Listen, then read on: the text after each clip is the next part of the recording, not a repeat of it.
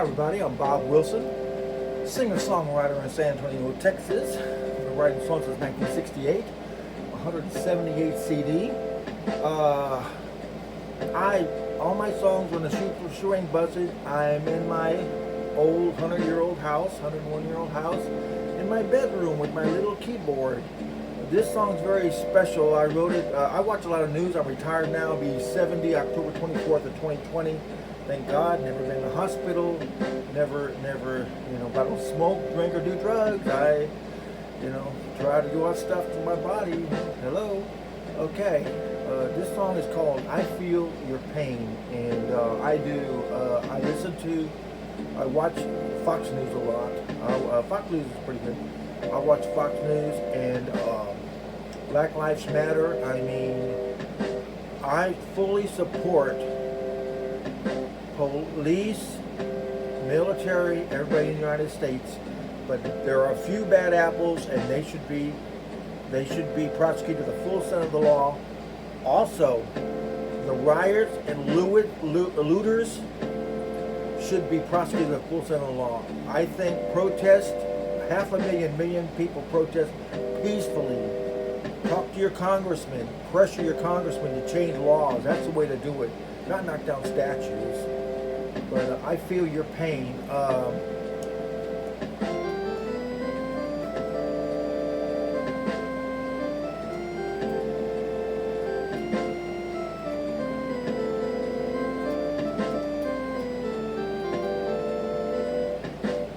It's kind of personal for me too. My father was full Cherokee and Indian.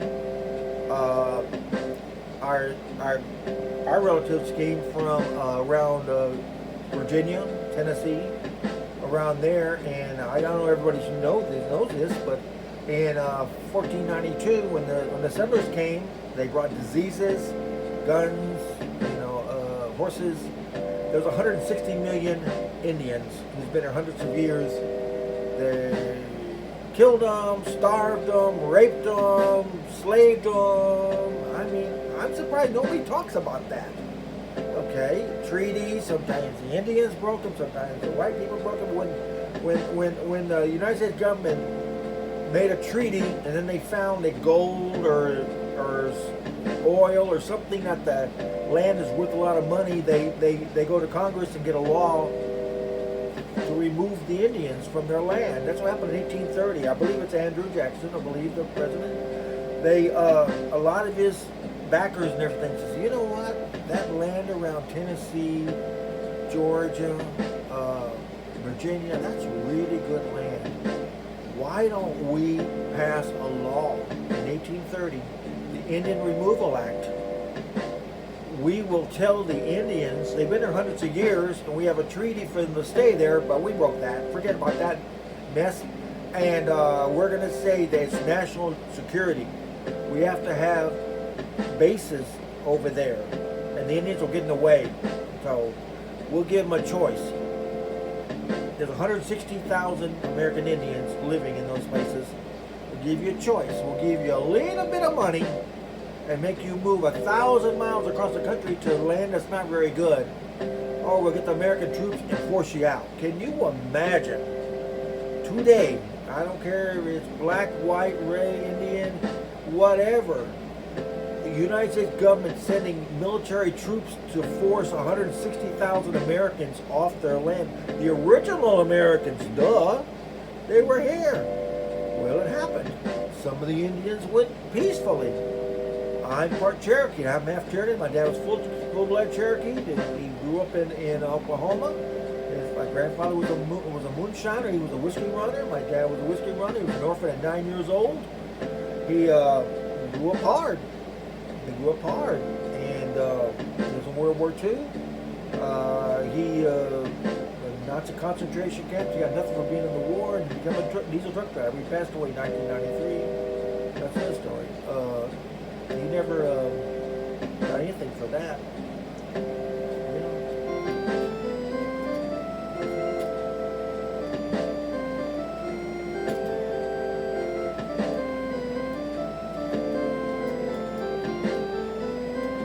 Let me give you a little information for people who don't know I'm talking about the United States, I don't know about other countries, 75% of thefts and murders are caused by friends and family. When there's a murder, they go straight to the wife or the husband or a family member. I have personal experience. I have a friend of mine, I've known 55 years, him and his friends stole over thousands of dollars from me and never paid me back a penny. I forgive him, but I never forgot. He threw a 55-year friendship away for money, so it's crazy.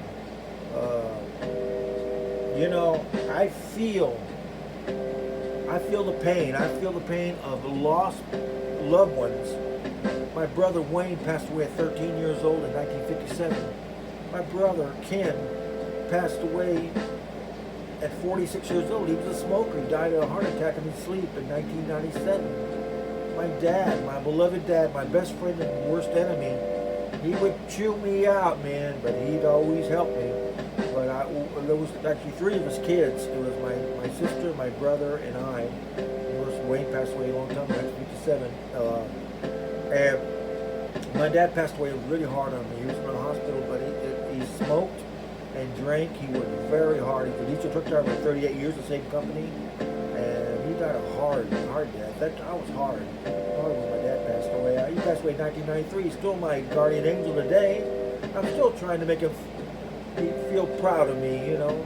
He didn't have any love in his life, so it's hard for him to express love. But I was the closest to him than anybody. My mom too. I was the closest. My mom's from Czechoslovakia. She grew up in the cotton fields. They got married. They were married 47 years. My mom actually they met in San Antonio, Greg Line meatpacking plant after World War II. My dad was a butcher. My mom was looking for a job. Very good looking lady. She went 2 days. They said no. The third day's good. My father went out there and hired her. And my mom told my dad, she says, "Oh, I don't have any money." So my dad didn't know her. Paid for $20 to get a uniform. They started getting together. They actually lived together, which was unheard of in those days. She was actually pregnant from an affair she had, and my dad adopted, a daughter. And my half-sister, hates my dad and actually stole all his retirement after he passed away. That's another story. But I feel the pain.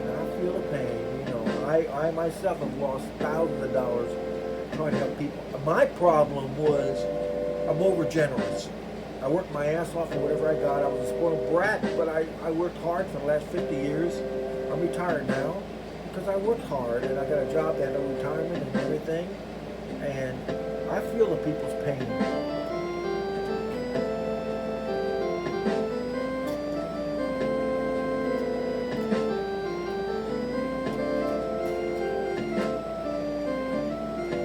Can't forget the scammers. Let me give you all the advice here. Scammers pick people from 55 years old to 80 because they usually have the money. Most young people don't have any money. Sorry. Sweetheart scam. A friend of mine, 67 years old, got into a sweetheart scam. This lady, she was smooth. She's been from Canada. She inherited $10 million. Sounds stupid now, but very good. She went to Singapore and got in problems, and he ended up costing him $150,000. He lost $150,000 on the scam. He worked his ass off till he paid it off, man. Scammers. And I watch American Greed all the time. I feel sorry for the people who gave her laugh. If me, I'm conservative. My credit union, all my money is guaranteed, but it pays 2 or 3% interest, but it's guaranteed. I tell people about CDs, certificate deposit, where you put your money, like put $10,000 block of money, then you can borrow against it on a 3% thing. I tell people that, and they say, no, Bob, I want quick money. I want fast. I want to get rich in one year. So, well, you need to go on American Greed and get these ex-convicts out of prison who offers you 12 to 25% interest. And I watch all this show, and I feel sorry for these people. These people that worked hard, one couple, they saved $2 million. They were retiring. I don't know how they got suckered into this fast-talking guy and gave them what they do, let me do the little thing they do here. You give them 10,000, and all of a sudden, great rewards. Man, it's working great. Tell all your friends and relatives about it.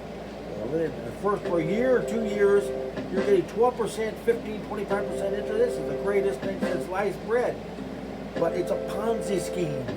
You're bringing in all your friends and relatives are going to hate you. And all these people to make it's greed. It's greed. You know, you should think, and very few times, I watch many American greeds. Very few times the victim says, I should have known better. All they say, that person lied to me. I had $100,000 on my nest egg, and he offered me 25% interest, and the bank offered me 2% interest. So for a year, I was going to get rich. I was telling all my friends and relatives, now they all hate me and want to kill me.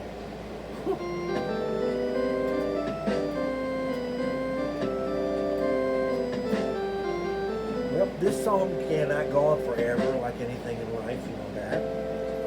The main thing, let's get back to Black Life Matters. I agree. The people, the Floyd, all those African American people that were killed, the cops should be prosecuted to the full extent of the law, but there's only a few bad apples. Give me an example.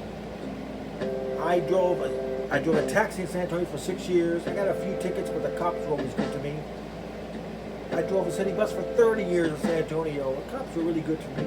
A San Antonio police officer yesterday went to a Popeyes chicken in San Antonio for lunch. I heard that the cops, because a lot of people hate cops, I was a security officer. Let me do real fast.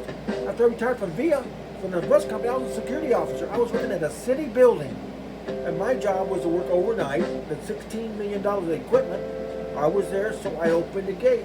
One of the city employees almost ran me over because I had a little badge on. Boy, I was a security officer. I didn't have a gun. And it's crazy, but okay, this San Antonio police officer, he went to lunch. He went to a Popeyes in San Antonio, and all he ordered was 2 pieces of chicken and mashed potatoes for his lunch. And you could hear in the background the people in the kitchen were bad-mouthing cops and saying they hated cops. When he got his food, they spit on it. You could see spit all over his food. Maybe I thought it was like a derogatory message, I don't know, but there's all food. He put a complaint. Popeyes immediately fired the employees and apologized. But hey, the San Antonio police, I don't get any tickets anymore. The San Antonio police in the younger days, now the little police departments, the little small ones around San Antonio will have kind of an attitude, but San Antonio police, when they see my record, man, they being a good record, clean, they always give me a break. So, please do not judge a complete police departments in the United States. And defunding the police, why would you defund the police if you're a silent majority like me? I don't protest. I don't put crazy things on Facebook and Twitter. I don't do that. Why should you defund the police when you have a break-in or somebody's killing you or something happens, or you need police immediately says, I'm sorry, they put you on hold and says, we were defunded, we lost, they cut $2 million off our thing, we'll have a police officer out there in about a week, leave your name and phone number and address and we'll get back to you. Who wants that? I mean, you can vote whatever you want in this election, but you should listen to both candidates, in my opinion. I know who I'm going to vote for, but I'm not one to say. I'm just almost a 70-year-old guy who wants to get along with everybody. I want to live to be 112, like there's a black man named Mr. Ortonton in Austin. He lived to be 112 years old. Do that. He didn't piss nobody off. He smoked cigars too. I don't smoke cigars 12 a day, but he drove a pickup truck at 112 years old. He just trying to get along with people. That's what I'm going to live a long life. I've been retired 10 years from the bus company. But I've done other things, many things. And most of the guys, there's 600 retired bus drivers from the city, but only 50 of them that have retired over 10 years in good health, like me. Most of them, they take care of themselves. Well, this can't get last forever, so.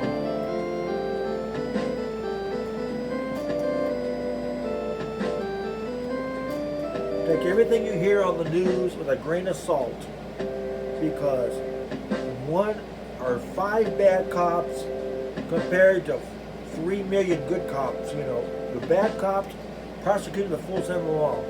The looters, people that burn and knock down statues, first of stay on the law, man. But don't judge a whole race. Black people, do not judge a whole African American race by a few bad ones. Don't. You can't even mention American Indians. What can you say good about American Indians? We stole their land, we killed them, we raped them, we put them. Last thing here, I'm not finished. Custer's last stand. Let's tell you the truth right away here. Custer's last stand. I think it was the Sioux. We forced them up into Wyoming, up there somewhere. I'm from San Antonio, but up there, and we had a treaty with them. But we discovered gold. So the government said, well, you know, we have a treaty with the Sioux, but just go over there, General Custer, go over there and run them all out. Run them all out, because there's gold and we'll put them somewhere else. And we'll break the treaty. So, but General Custer's, his method is to surround the women and children and kill them first. I don't know, people should know that. You should check into history on that. All right. I have a lot to talk about here, okay? I haven't made any recordings in about 2 months, so I got a lot of stuff to talk about. So, the General Custer did not know there was 2,000 Sioux. So it was a massacre, right? So, after the American army tried to kill the women and children, and after the Indians fought back to defend themselves and their women and children, we called the Indians savages and said they're going to have to be. It's their fault. It's their fault. We went to kill the women and children. They defended their land, so they're all savages. We need to get them all out of here. Let's talk about George Washington. George Washington was a great president. Great president. But we were broke after the Revolutionary War, so General Washington put a whiskey tax on the moonshiners. My grandfather was a moonshiner. I don't drink. So all the moonshiners stood up. George Washington sent the Federal Army against the farmers and killed like 22 or so of them and passed them, which is still here today. And after he got out of office, he became the biggest moonshiner in the country. What's about that stuff? Oh, wait a minute. Hey, wait a minute. I'm on my soapbox here. Don't stop me. George Washington was every person who fought in the Revolutionary War got a section of land, 666 acres. But George Washington said, well, maybe, since he was a surveyor, maybe I should take a little for himself. He took 80,000 acres of the best land in the United States for himself. Okay? Isn't that crazy? Okay, wait a minute. Then come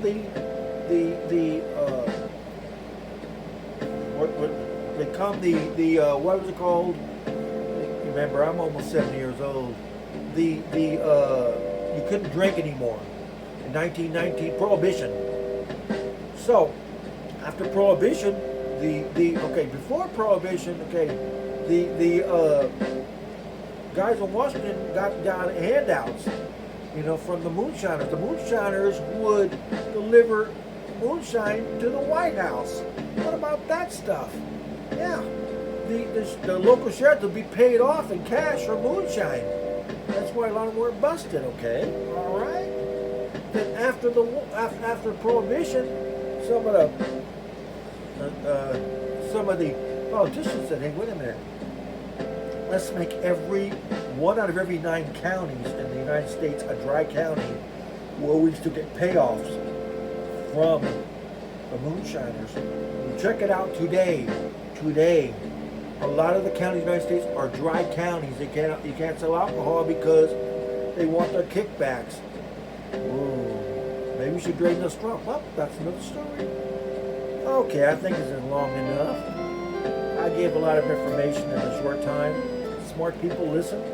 This is Bob Wilson, singer-songwriter center here, my little homemade studio with my $25 or so tape recorder, my Walmart tape. I paid $30 for this one 30 years ago. Couldn't find the cord, so that's my computer cord. So, and I got my AT&T phone, which doesn't work half the time. So I got the best equipment in the world. Peace out.